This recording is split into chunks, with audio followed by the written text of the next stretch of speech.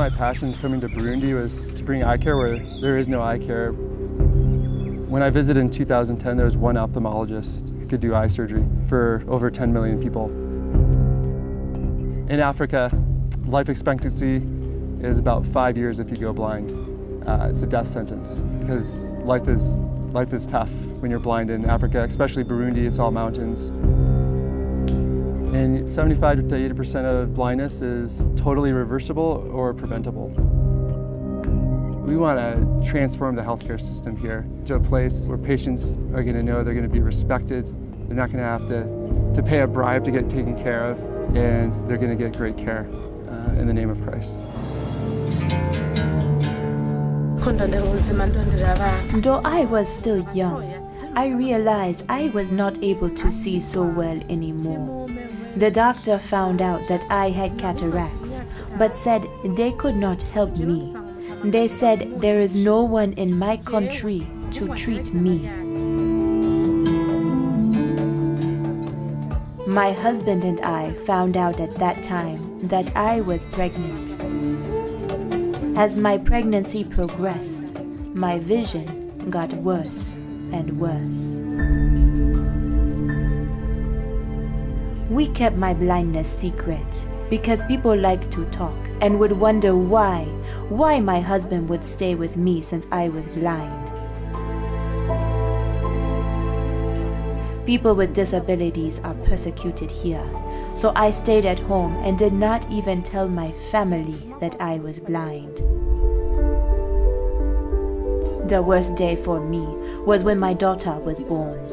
I was completely blind at that time.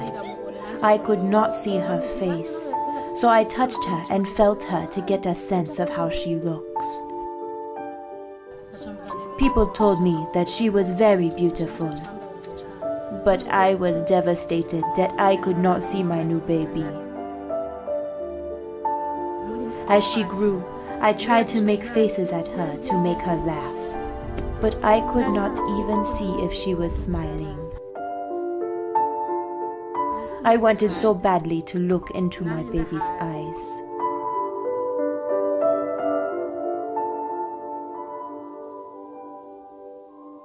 My neighbor heard about my blindness. He came to my husband and told us that he had been treated for cataracts by doctors from Surge at Kibuye hospital. He said, "You should take your wife there."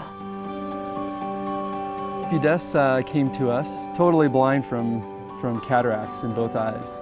We scheduled her for surgery the same week, and we did one eye.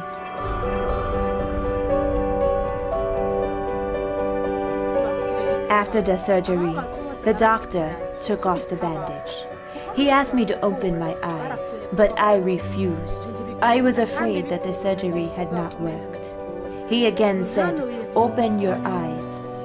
Then I opened my eyes, and I was able to see everything. I could see my child. I could see her hair. I could see her clothes. And I was jumping with joy. I could see perfectly. When I see folks who haven't seen for years see again the next day, that keeps me going. Because there's a lot of tough stuff here. We can't help everybody, but when we get to help those people and know that their lives have been transformed through a 10, 15-minute surgery, that's really cool. I tell people all the time I have the best job in the world. I mean, it can't get any better. I get to help blind people see again every day. The way Dr. John took care of me makes me think of Jesus and how he healed the blind man and gave him sight. Dr. John shows love to the poor, the rich, the unclean. He models the ministry of Jesus. We're blessed to have the mentorship we have at Surge, an organization that's going to just keep the gospel fresh in our lives, make it practical, and keep preaching the gospel to us, to keep us fresh and walking with the Lord. It is a special opportunity to be the hands and feet of Jesus here in Burundi, trying to share God's love and let them know that God loves them and we care about them. Our God is different. he chose to suffer with us. That does keep me going, because if I didn't know that, I don't know if I could keep going. So I have to keep reminding myself, our God chose to become flesh and suffer with us. And I think sometimes it's harder for me to see other people suffer. So I think that's one of the key things that keeps me going.